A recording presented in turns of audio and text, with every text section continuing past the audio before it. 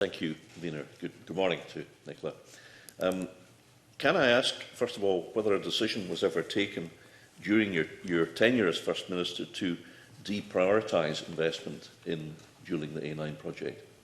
No, not as far as I'm aware. You were in government during, I think, most of that time, Fergus, so you would be aware of any decisions there. We were, as is in the nature of budgetary processes, and you remember as well as I do some of the difficult discussions we had around the cabinet table about budgets. We have to balance the competing priorities, and there will be at different times different projects will have greater immediate priority than others, but it's always about trying to balance and achieve the objectives that we have set. Sure. I mean, obviously, we did, as a party, promise, I think, from 2007 in manifestos and ever since. And then from 2011, the duelling promise had the target date of 2025. We have seen an extract from a November 2018 Cabinet paper advising that the use of private finance would mean the 25 completion date could not be met. So I just wonder, how can that be squared with the assertion that it only became clear in 2023 last year that the 2025 deadline would not be met? I think it can be squared pretty easily, actually, drawing on what I've just said. And I don't know how many of the papers you would have been seeing personally at the time around this, but there was absolutely, we were not at that point at a position where we had decided it was definitely private finance, because we didn't at that point have a clear private finance route, or that it was publicly funded straight capital provision. So at that point, the situation was, had we gone down a private finance route, the 2025 target wouldn't have been capable of being met, but we hadn't closed the door to the design build capital funded option. It was only, I think, if memory serves me correctly, at the end of 2022 or thereabouts, that it became clear that there was no route to a 2025 target. Now, with any kind of target, obviously, the closer you get to it, there is a diminishing prospect of it being met. But until that point, there was, at least in theory, a route to 2025, and that closed off round about the end of 22-23, and clearly other factors at play around then as well.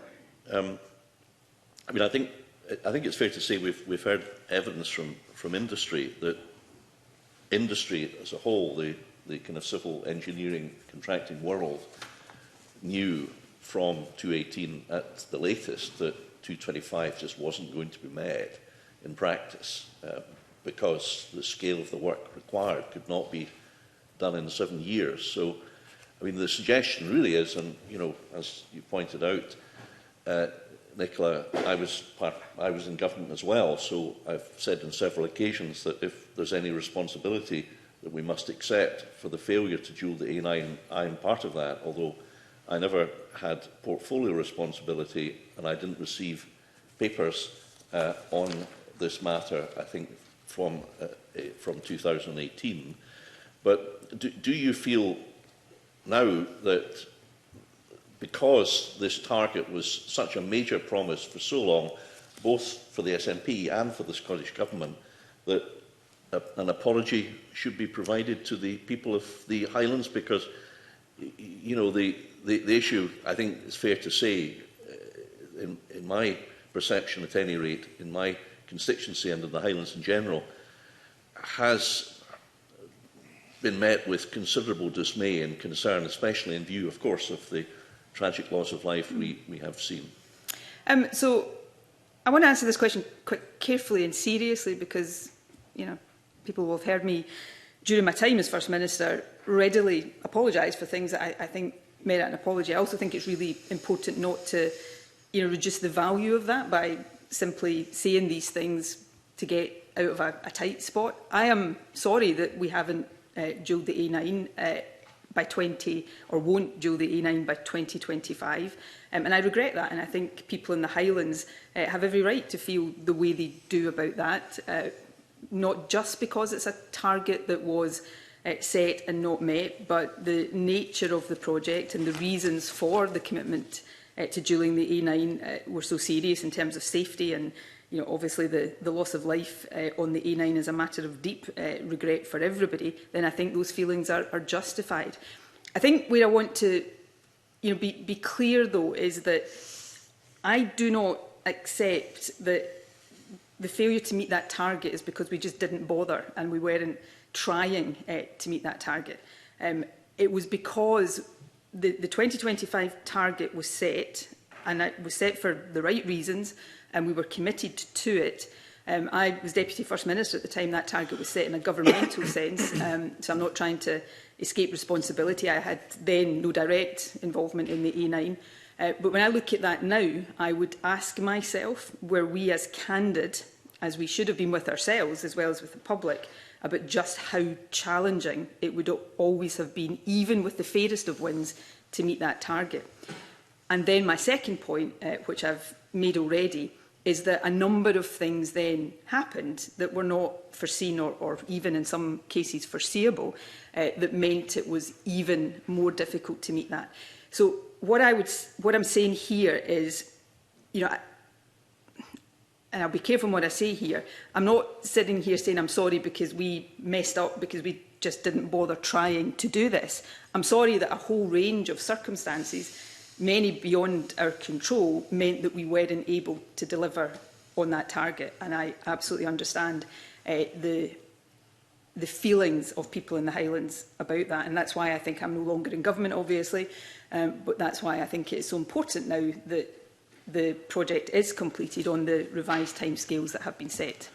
Well, thank you for that answer. But could I press you on a couple of more points, please? I mean, it does seem to me that well, first of all, an awful lot of preparatory work, design work, prep work, choosing the preferred route, the progress to made orders, the compulsory purchase orders, the ancillary roads orders, that all is very time-consuming, very complex, and you've alluded to that earlier. But do you not feel that, as I do, that some of the 11 sections could and should have moved into procurement much earlier, and that is a failure? So, I think, I don't want to just repeat everything I've said. We ran into a period where we didn't have obvious funding procurement routes, and that's what a lot of the work was being done to resolve.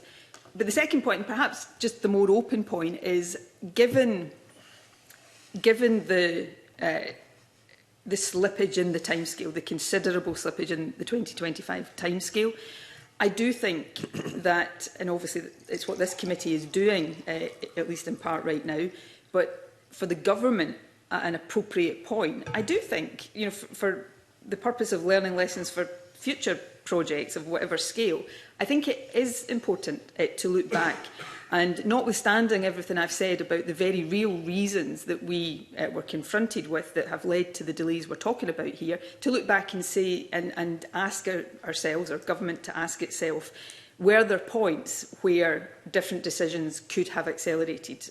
For example, other sections of the route going into procurement more quickly. Now, saying that is not me sitting here saying that I think the answer to that is yes, but I think it would be reasonable and perhaps unreasonable not to do an exercise that openly asked those questions and learned appropriate lessons. Just to ask the same question, but in a more specific form, it is clear from the documentation that 4 of the 11 sections went to made orders. They went to the completion of the land identified to be compulsorily purchased and all the ancillary roads orders. They went to made orders. 2 went in July 21 and another 2 in October 21.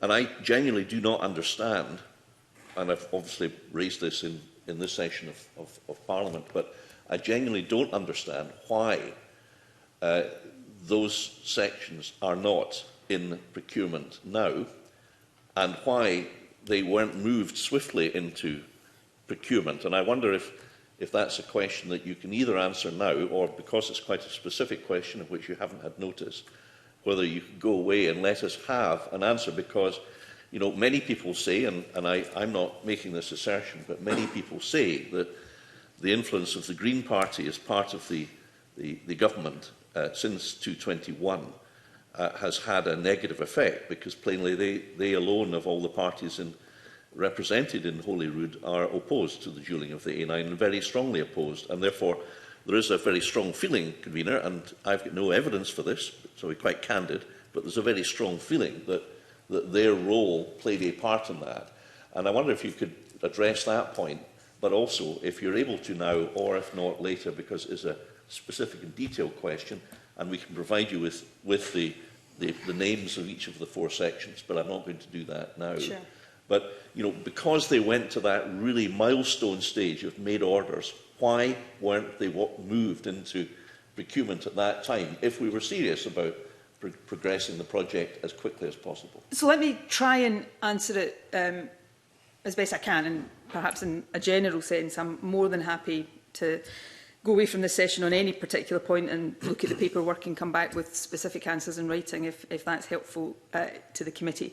Can I say 2 things, though, in general? Firstly, it's not the case that this was down to the Green involvement in government. In fact, well, people can read the Butte House Agreement for themselves. The commitment to the A9 was not affected by the Butte House Agreement. So, somebody who was First Minister during that time, that was not the case. My second point, though, goes into what,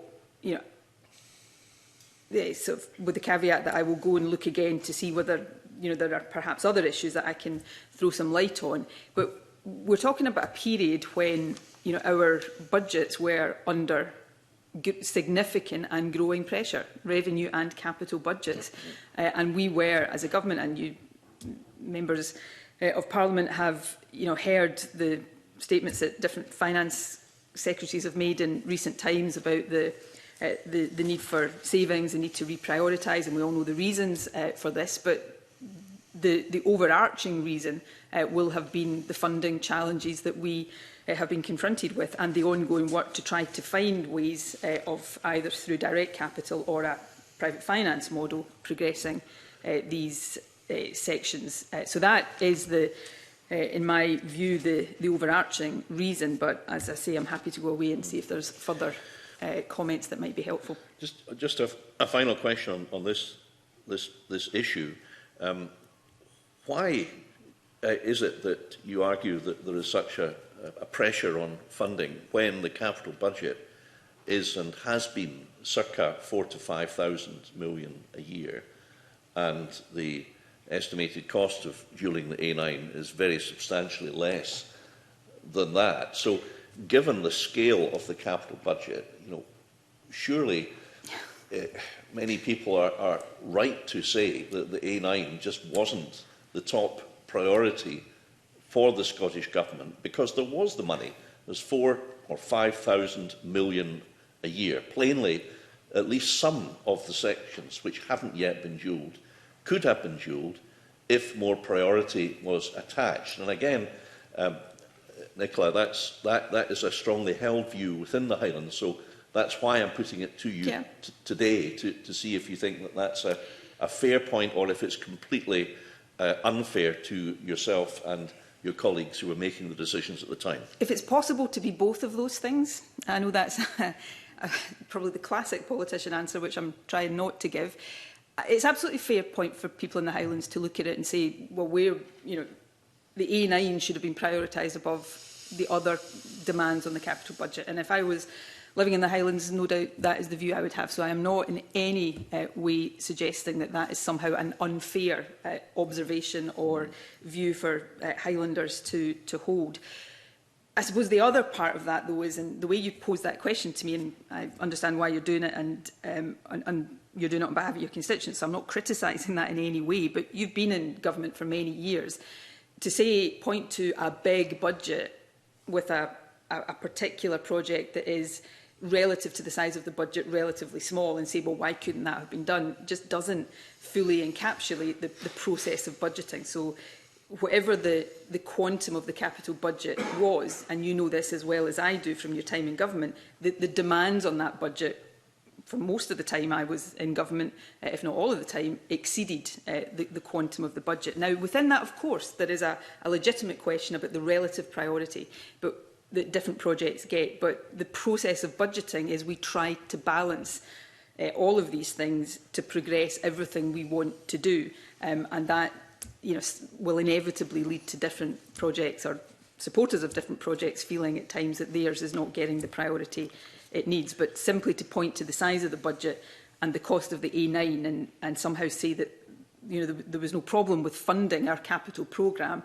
I think is not, that's the bit that's not a fair characterisation of how these things work. I mean, as the conveners said, our focus is not really so much trying to carry out a post-mortem. It's it's more prognosis than diagnosis in terms of how can we put this right and how can we put it as right as quickly as possible.